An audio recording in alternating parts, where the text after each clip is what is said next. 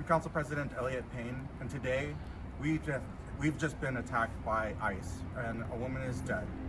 And this is a huge tragedy, and now more than ever, we need each and every one of you to step up and show up for your neighbors, especially our immigrant neighbors.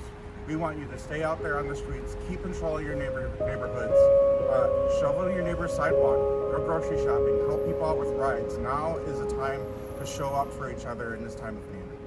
And public has every right to protest. I just want to make sure that everyone protests peacefully. ICE want us to, act full and so they can find a way to continue terrorizing our community.